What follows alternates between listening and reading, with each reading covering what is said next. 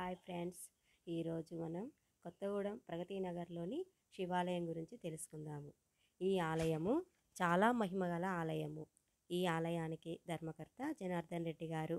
ఈ ఆలయ ప్రధాన అర్చకులు కొండవేటి దత్తాత్రేయ శర్మ గారు. ఆలయ అర్చకులు కపర్తి శర్మ గారు. ఈ ఆలయ కమిటీ మెంబర్స్ వెంకటేశ్వర్లు గారు, జయసేన గారు, రాజేశ్వరరావు గారు, హైమోతి గారు, పుష్పలత గారు. వీరు ఆలయంలో జరిగే అన్ని పూజలకు సేవలను అందిస్తారు.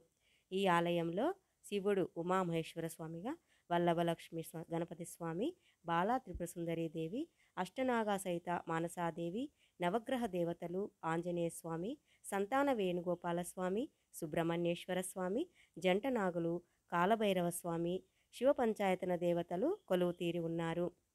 ఈ ఆలయంలో మహాశివరాత్రికి 5 రోజులు ఎంతో వైభవంగా కార్యక్రమాలు జరుగుతాయి.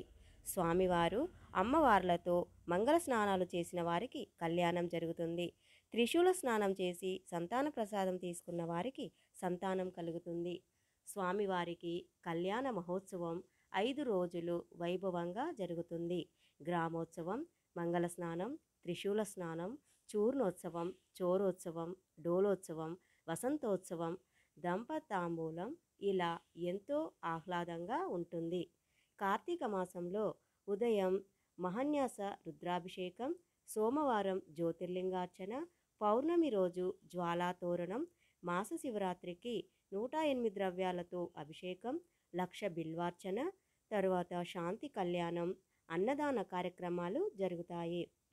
సుబ్రహ్మణ్య షష్ఠి, కాలభైరవాష్టమి, గణేష్ నవరాత్రులు, శరణ్నవరాత్రులు, వసంత నవరాత్రులు, శ్రీరామనవమి, కృష్ణాష్టమి, హనుమత్ జయంతి, నాగుల చవితి మొదలగు పండుగలకు విశేషంగా పూజలు జరుగుతాయి.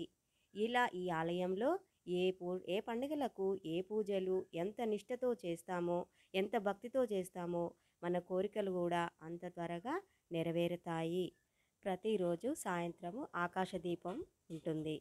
ప్రతిరోజు హారతులు ఇస్తారు.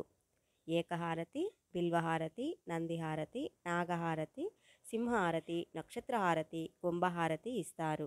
ఒక్కో హారతికి ఒక్కో ప్రత్యేకత ఉంది. ఈ ఆలయానికి ఎంతోమంది దాతలు, భక్తులు, చాలామంది కమిటీ మెంబర్స్ కూడా ఉన్నారు. వారి పేర్లు చెప్పలేదండి. ఈ ఆలయానికి చాలా దూరం నుండి కూడా భక్తులు వస్తూ ఉంటారు.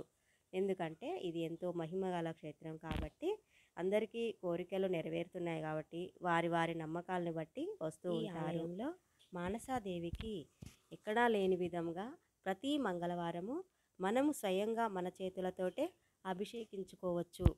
అభిషేకించి అలంకరణ కూడా చేసుకోవచ్చు. చాలా విశిష్టమైనది. ఏ కోరికలున్నా కూడా మనసాదేవికి చేసుకుంటే పోతాయండి. నాగదోషాలు కానీ ఏవైనా అన్నీ పోతాయండి, తొలగిపోయి సంతానం అవుతుంది.